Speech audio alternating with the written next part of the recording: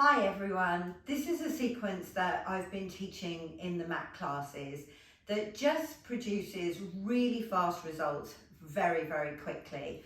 I'm using a Coregeous Ball from the Yoga Tune-Up family, but you could use any 6 to 7 inch soft inflatable ball. You don't need it blown up to its fullest. This one has a little bit of squish in it.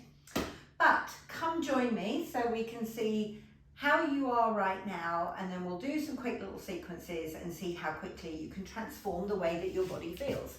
So if you lie on your back with your arms and legs extended, palms facing up toward the ceiling, close your eyes for a moment to just let your body settle into the floor and to really heighten your perception of where you are in space. So there's 3 areas that I want you to tune into.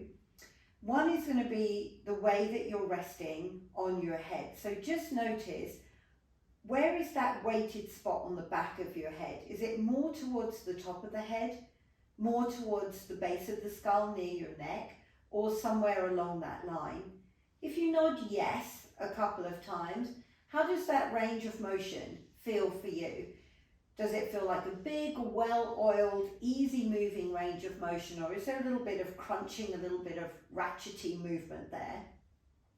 And then let it settle. I want you to divide your torso into 3 parts. The top third is the very top of your shoulders, from the side of your neck out to the ends of your arm bones. The middle third is going to house your lower back, and the bottom third is the pelvis. So looking at the top third, do you feel the very top of your shoulders resting on the floor, or does it feel like they're slightly curled forward? If you span out your mind's eye to the left and to the right, do you rest right down to the ends of the shoulders, or do they feel like they're a little bit curled forward? Some of you won't feel that area on the floor at all, but you'll be very aware of a lot of weight sitting right on your shoulder blades. So notice if the weight of the world is sitting here, or maybe it's sitting more on one shoulder blade than it is on the other. If you come past the shoulder blades, that's the mid rib cage area. This is an area that can be used a lot when you're doing forward bends, back bends. Notice if this is anchored on the floor, if you have no idea of the area I'm talking about, or you're kind of wriggling around because you think it might be there but you're not 100% sure. Don't worry if you can't find it. I want you instead to think about all of the length that your back is arched off the floor. Can you pinpoint the beginning and the end of that arch?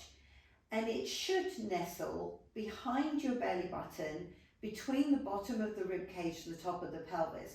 But notice if your start and finish flags are somewhere in your upper back and somewhere down at the bottom of the pelvis. And then if you check in with the pelvis itself, are you sitting with more weight in one bum cheek than the other? Or perhaps all the weight feels like it's centered right in the middle, right on the tailbone sacrum. So take a little snapshot of where you are right now. Let your eyes open and then grab your ball. Bend your knees, and if you have any low back issues, here is how I would recommend getting on the ball. Turn onto the side, bring the ball right up against you and roll yourself on top, and then make whatever adjustments you need to there. So the ball is not sitting in the small of my back, it's sitting right across the junction of both bum cheeks. The pelvis is completely supported. I want you to let the pelvis drop down the side of the ball closest to your head and then climb back on top.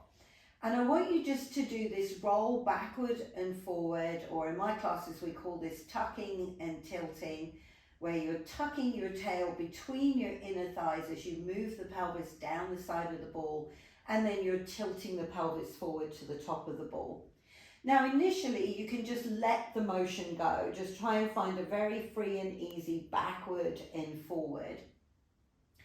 But then I want you to begin to refine it so that the rib cage is not masking any stiffness in your back. So the next time you're dropping down this side of the ball closest to the head, stay there. Can you feel the weight round about the bottom of the shoulder blades, that mid rib cage area? Without changing the weight that's there, can you let the pelvis begin to angle itself toward the front of the ball? And when you can't go any more forward, come back into the tuck. Now you might notice as you go backward and forward here, the movement is much more subtle, which is great because now you're just isolating the pelvis away from the rib cage, which is what we want if we want to try and free up some joint spaces very quickly, get some tissue mobilized.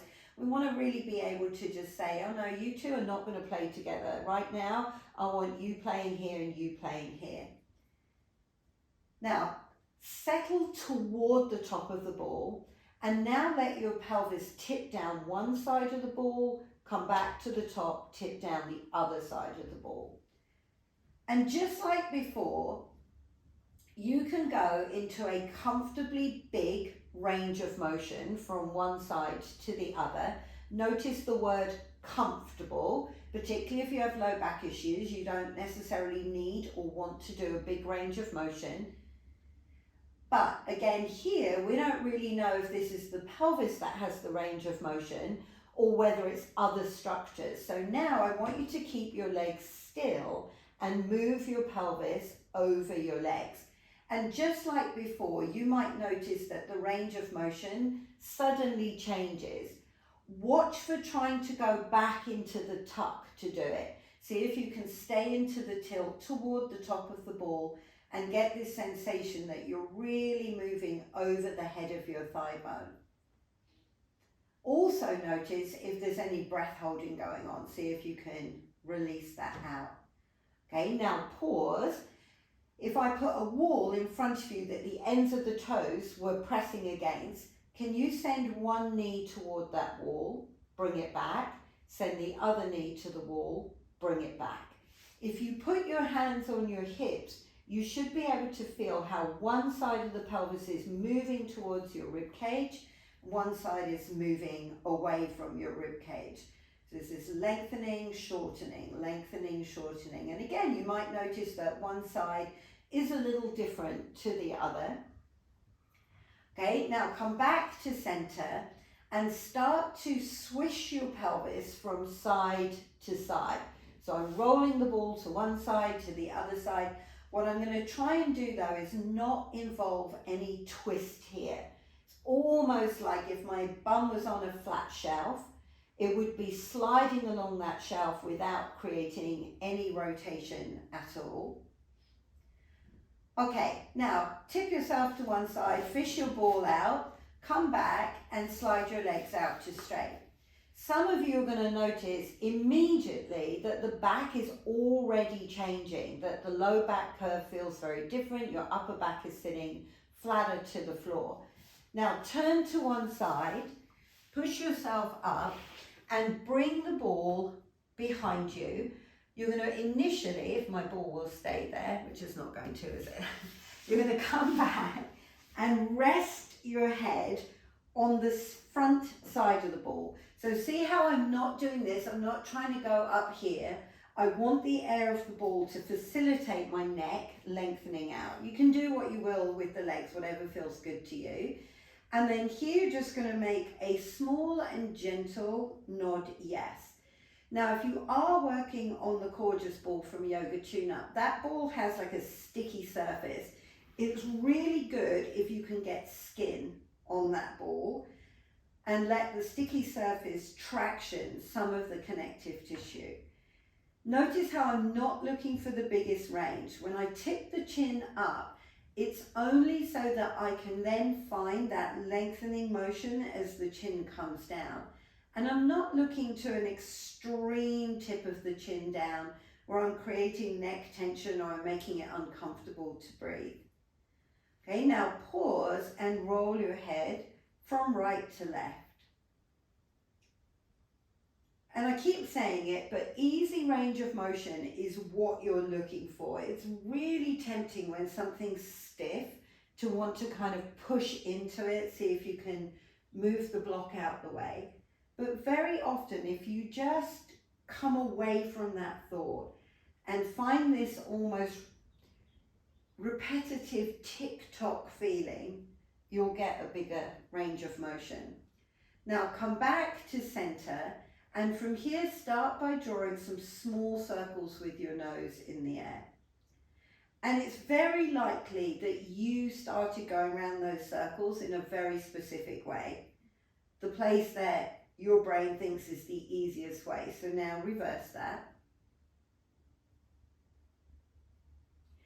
And then can you take this into a figure 8? And find me the biggest figure 8 with comfort that you can. And start to notice the figure 8 that the back of your head is doing. Is it even, or are you skipping some places out? Do you need to rein back your figure 8? Maybe you go a bit smaller, maybe you go slower, maybe you actually go faster to see if you can get into the areas that your neck isn't finding it so easy to move. Okay, now pause there. I recommend supporting the back of the head and taking the ball out to let your head come down for a moment. And if you go ahead and stretch the legs out, you might notice, again, we're starting to make some changes from having worked on the neck.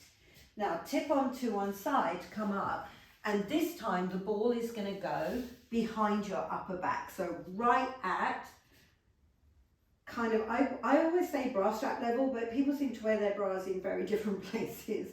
So if you kind of think of your armpit being more in line with this front side of the ball, if I pull my shoulder blades down, I can feel them catching on the front side of the ball. It should feel comfortable, like someone's propping you up here. Support your head in your hands, and then let yourself go back and forth over the ball. Now listen, this is the same thing. You might have a range of motion that you love. So I see a lot of people, they love to back bend. They'll hang out here for ages before they come forward bending. That's not what I want you to do. I want you to find this even, steady range of motion, backward and forward, like a little tick-tock. My natural habit would be to go into the back bend forever. But I want a balance of movement. I don't want to keep playing into what's my habit, because that's the thing I'm already really good at. It's all the parts that I'm not so good at that I'm trying to work into. Now, when you next come forward, can you twist down one side of the ball, come up, twist down the other side of the ball, come up. This little tick-tocking from one side to the other side. Now pause and take one elbow down one side of the body, come back to center, take the other elbow down the other side of the body. So you're creating this side bend, one side of you yawning open, one side of you closing down. Make sure this looks very different to the previous one. Sometimes the side bend and the twist can get a little bit muddled up with each other. And then let that release. Again, tip to one side, take your ball and turn onto your front. Now, on your stomach, you're going to place your ball right under this front corner bone of your pelvis and drop yourself down onto your front.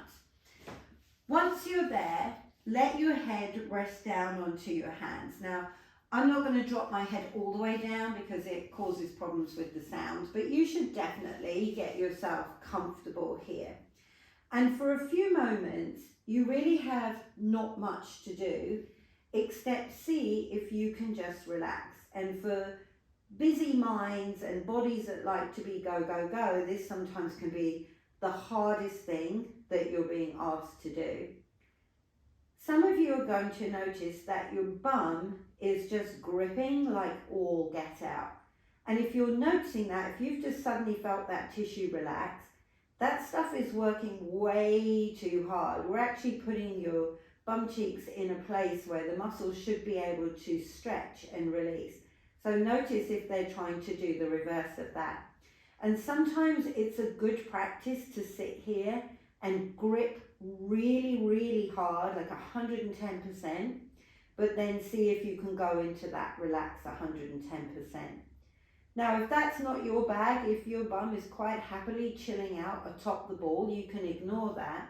Instead, depending on your shoulder mobility, you could place a hand into the small of your back. And as you lie here and breathe, do you feel the muscles in the small of the back expanding and contracting?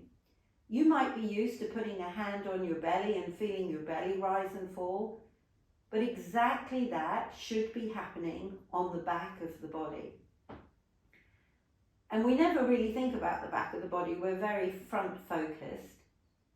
It can be good to come in here and realize actually just how much work goes on behind the scenes, so to speak. Okay, now pull the ball out, just let yourself rest for a moment and notice the difference between the side you've worked on and the side you haven't. Now take the ball, put it in under the other hip bone, and you definitely want to feel like you're lying on the wonk. The side that's on the floor really has access to the floor, but the side that's on the ball is trying to get as up on the ball as is possible for you.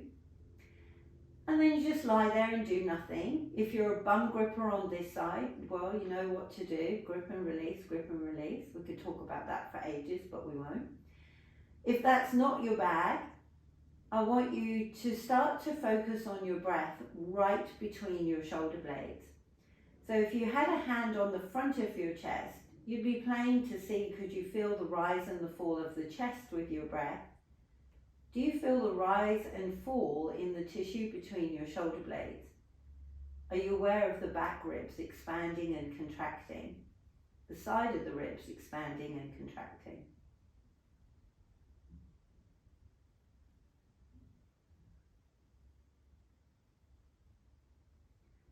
Okay, now lastly, and you may want to deflate the ball for this. If you have a shoulder issue, you might want to make it smaller. You're going to put the ball right under the head of your arm bone. And then you're going to rest your head down. So again, a bit like your pelvis, you've put yourself wonky. I'm sure there's a better term than that. And the arm that's on the ball, the palm is facing up toward the ceiling. You're going to raise and lower that arm a couple of times, trying to keep the palm spread open and wide as if you're lifting a tray of drinks, because it's very easy here to have bends and twists in the wrist, and it's not easy to see what you're doing. Certainly this is the side that I struggle with a little bit more, having broke my finger on this side, to really think about it. And in fact I can see on the screen it's messing about a bit. Now the next time you bring the arm up, you're going to bring it to whatever side means to you and take it back and down. Here's what I don't want you to do. I don't want you to lift, but as you come to the side, the hand starts to drop down. I want you to keep it up at the height of the ball. And then the next time that you've brought the arm out to the side, you're going to stay there, rotate the arm down, rotate the arm out. Now, what I can't get a good camera angle on, I don't think, is, or maybe you can, is the head of this arm bone. I'm trying to feel that bone comes forward and down into the ball, back on top, and then almost down the other side of the ball. So I'm trying to create the range of motion in the shoulder joint and not just get hooked up on my palm turning one way and turning the other way. Okay, now let that release. You could drop down here for a moment. Notice the difference between the side you've done, the side you haven't. Bring the ball in under the other shoulder, that palm facing up toward the ceiling. And then 5 or 6 times lift and lower the arm. And once you get this little sequence down pat, you'll be able to move much more quickly through it. You know, you could do 10, 15, 20 raises, lowers. There's no right or wrong. Then the next time it's up, Bring the arm out to the side and then back and in. Need elastic walls in this studio.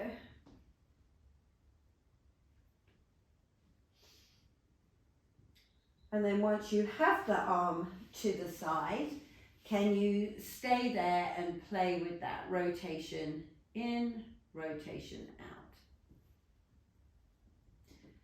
And then just like we did on the other side, can you focus on it being the head of that arm bone that you feel rolling on the ball? That's your only focus of attention, is to see if you can get the rotation in the joint and not worry too much about the palm of the hand and where it's going. Okay, now fish the ball out, flip onto your back and let's see what changes we have made. So if you let your arms and legs go out to straight, palms face up toward the ceiling, let your body settle into the floor. And the first thing I want you to notice is the weight on the back of the head. So notice if we've been able to centralize that between the crown of the head, the base of the skull.